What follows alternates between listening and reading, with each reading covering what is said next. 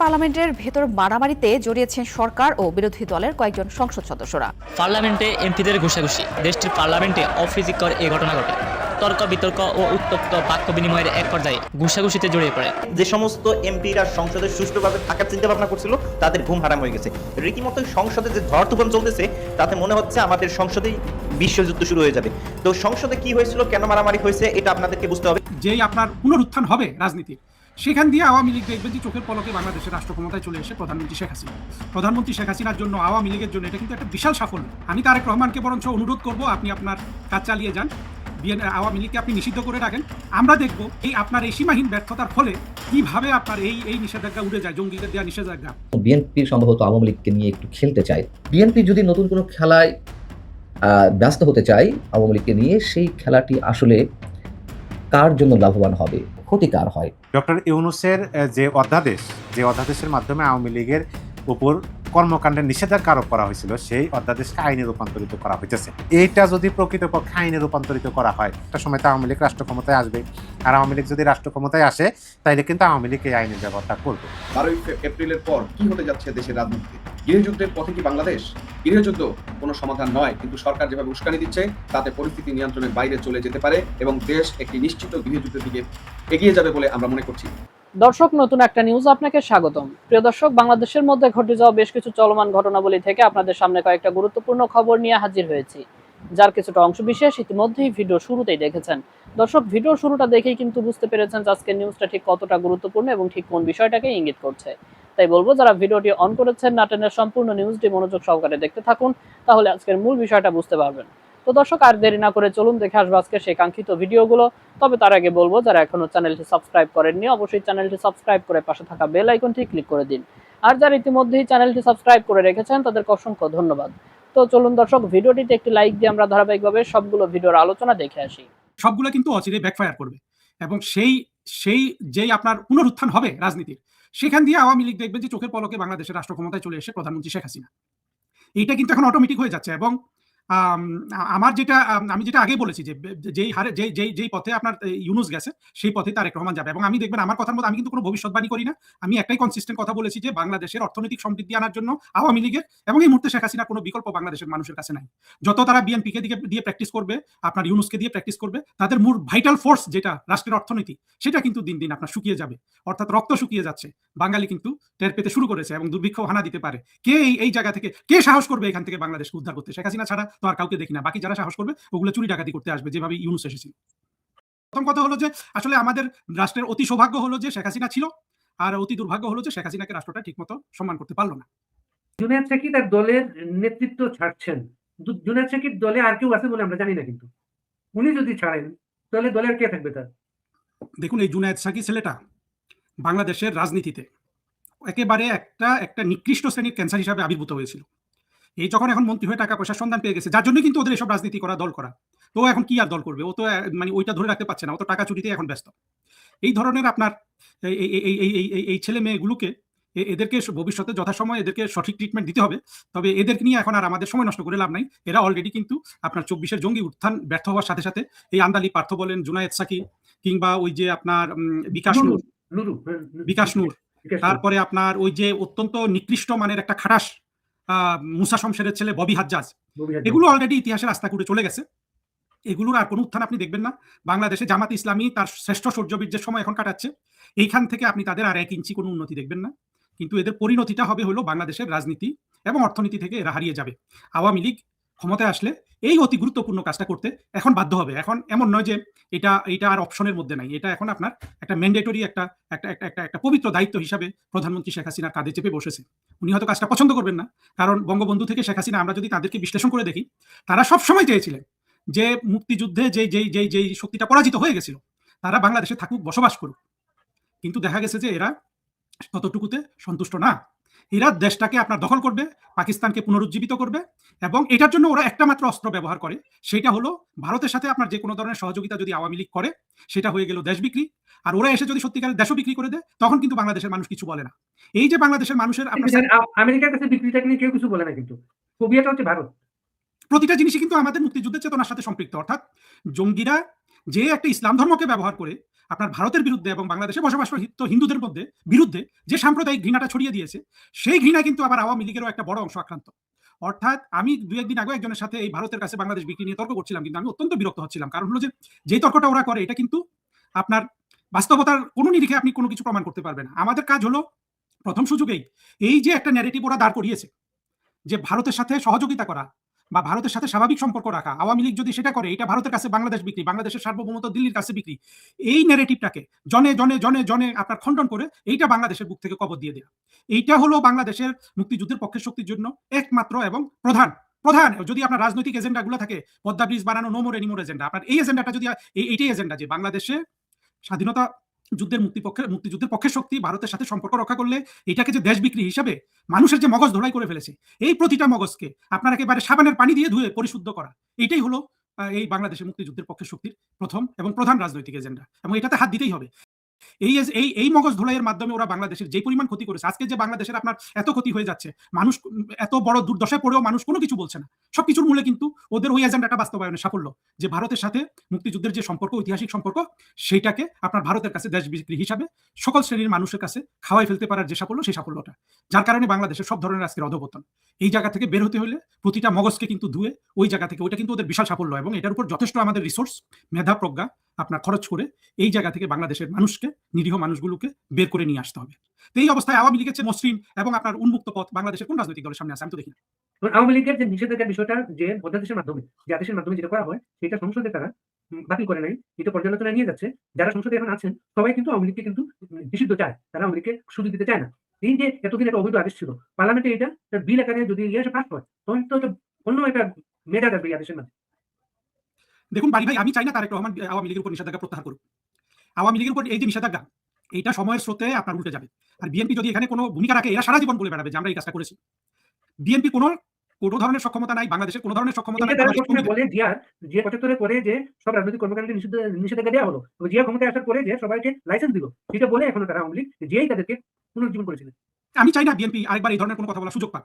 আমি তারেক রহমানকে বরঞ্চ অনুরোধ করবো, আপনি আপনার কাজ চালিয়ে যান, আওয়ামী লীগকে আপনি নিষিদ্ধ করে রাখেন। আমরা দেখবো, বাংলাদেশের মানুষ দেখবে এই আপনার এই সীমাহীন ব্যর্থতার ফলে কিভাবে আপনার এই নিষেধাজ্ঞা উড়ে যায়, জঙ্গিদের দেওয়া নিষেধাজ্ঞা। আজকে বাংলাদেশে ইউনুসের আপনার ইয়েটা কি, ইমেজটা কি, সারা বাংলাদেশ জেনে গেছে না ইউনুস কত বড় একটা নরপিশাচ। এই ইউনুসের দেওয়া নিষেধাজ্ঞা, এটা তো প্রথম কথা তো ইউনুসেরই কোনো বৈধতা নাই, এমনকি সেই ধারাবাহিকতায় তারেক রহমানের সরকারেরও কিন্তু কোনো বৈধতা নাই।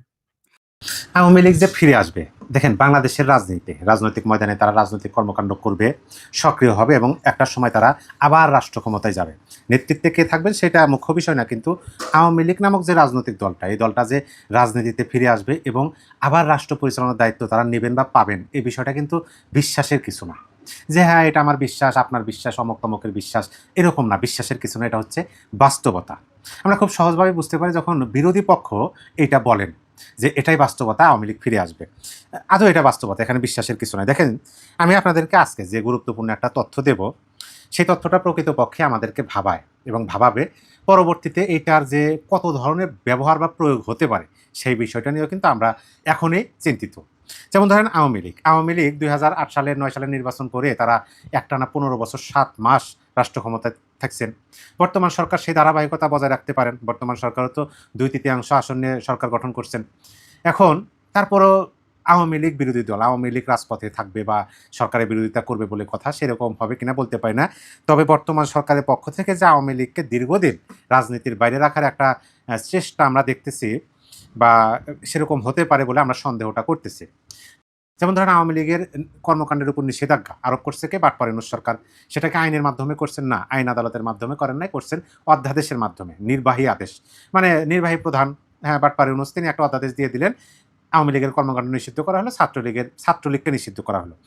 এখন বর্তমান সরকার সেটা আইনে রূপান্তরিত করতে যাচ্ছেন, এরকমই নিউজ হইতেছে, পত্রিকা হইতেছে, যে ডক্টর ইউনূসের যে অধ্যাদেশের মাধ্যমে আওয়ামী লীগের উপর কর্মকাণ্ডের নিষেধাজ্ঞা আরোপ করা হয়েছিল, সেই অধ্যাদেশকে আইনে রূপান্তরিত করা হইতেছে। দেখেন, আমি আপনাদেরকে তথ্যটা দিই, তারপরে আলোচনা করি।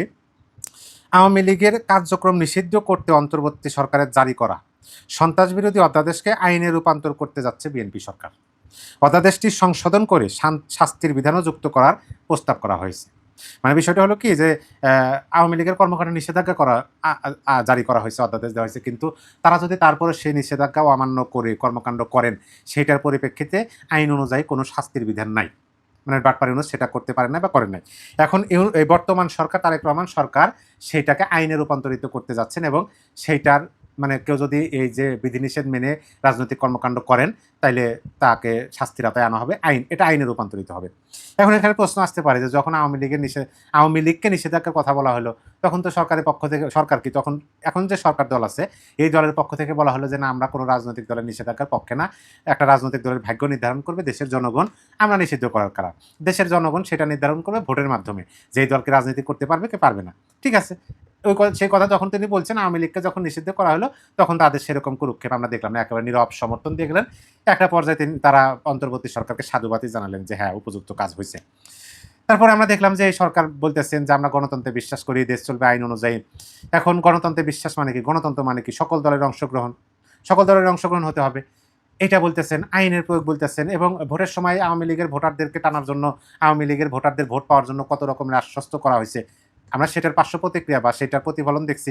12 তারিখের নির্বাচনের পরে বাংলাদেশের বিভিন্ন জায়গাতে আওয়ামী লীগের কার্যালয় খোলা থেকে শুরু করে অনেক কিছু হয়েছে, অনেক অগ্রগতি হয়েছে। কিন্তু যখন এই নিউজটা সামনে চলে আসলো তখন আমার কাছে প্রথম যে প্রশ্নটা হলো যে এইটা যদি প্রকৃতপক্ষে আইনে রূপান্তরিত করা হয়, একটা সময় যে প্রথমেই বললাম যে একটা সময় তো আওয়ামী লীগ রাষ্ট্র ক্ষমতায় আসবে, আর আওয়ামী লীগ যদি রাষ্ট্র ক্ষমতায় আসে তাইলে কিন্তু আওয়ামী লীগ এই আইনের ব্যবহারটা করবে। আর আওয়ামী লীগ যদি আইনের ব্যবহারটা করে এটা কিন্তু উদাহরণ হিসাবে থাকবে, তারা উদাহরণ হিসাবে টানবে যে হ্যাঁ, আপনারাই তো এই আইন করে দিয়ে গেছেন, আপনাদের আইনই তো আপনারা জড়ে গেছেন। আর আওয়ামী লীগ যারা ধরে সেটা কিন্তু শেষ না দেখে ছাড়ে না, এটা বাস্তবতা কিন্তু আমরা দেখছি। একটানা 15 বছর 7 মাস রাষ্ট্র ক্ষমতায় থাকছে। এই দেখেন ইউনূসের পিছিয়ে লাগছে আওয়ামী লীগ এবং আওয়ামী লীগের পিছনে ইউনূস লাগছে।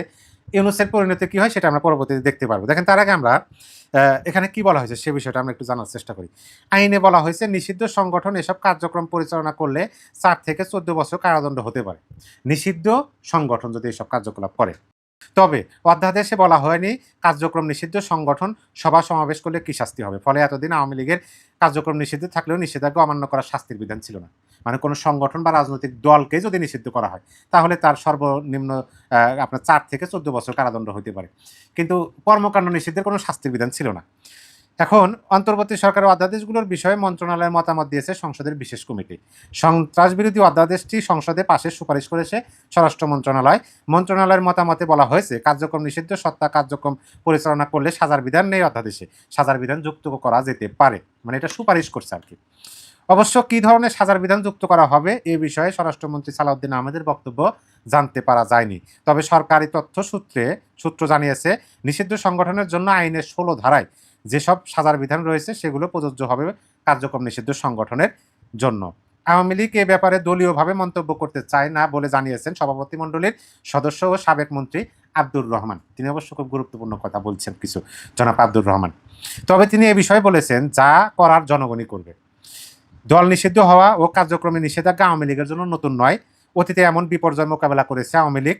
অধ্যাদেশটি বৈধতা চ্যালেঞ্জ করে আওয়ামী লীগ আদালতে যাবে কিনা এমন প্রশ্নে আব্দুর রহমান বলেন, যেখানে যে আইনগত ব্যবস্থা নেওয়া প্রয়োজন সেখানে তাই নেওয়া হবে, যেখানে প্রতিবাদ করার দরকার হবে সেখানে প্রতিবাদ করা হবে। একেবারে স্পষ্ট ভাষায় বলে দিচ্ছেন, মানে তারা একেবারে কোমরে কি বলে যে আটিসাটি করে বেঁধে তারা মাঠে নামতেছেন বা নামছেন। এখন আসেন আমার আলোচনা, আমি যে কথাটা আপনাদেরকে বলি, এই যে সুপারিশটা করা হয়েছে যদি সংসদে এটা পাস হয়, যদি আইনে রূপান্তরিত করা হয়, তাহলে আওয়ামী লীগ একদিকে ধরেন আওয়ামী লীগের নিষেধাজ্ঞা তোলা হলো না, আওয়ামী লীগেরও কর্মকাণ্ডের উপর যে নিষেধাজ্ঞা আছে এটা বহাল থাকলো এবং পাশাপাশি এই অধ্যাদেশটাকে একেবারে আইনে রূপান্তরিত করা হলো যে এটা অমান্য করলে শাস্তির বিধান হবে, শাস্তি আছে। মানে আওয়ামী লীগকে নিষিদ্ধ করলো না, যেমন আছে তেমনই কর্মকাণ্ড নিষিদ্ধ আছে, পাশাপাশি আইনে রূপান্তরিত শাস্তির বিধান। এখন এইটা তো সবাই আমরা জানি, প্রথমে যেটা বললাম যে আওয়ামী লীগ তো আসবে, আওয়ামী লীগ তো আবার রাষ্ট্র ক্ষমতায় যাবে।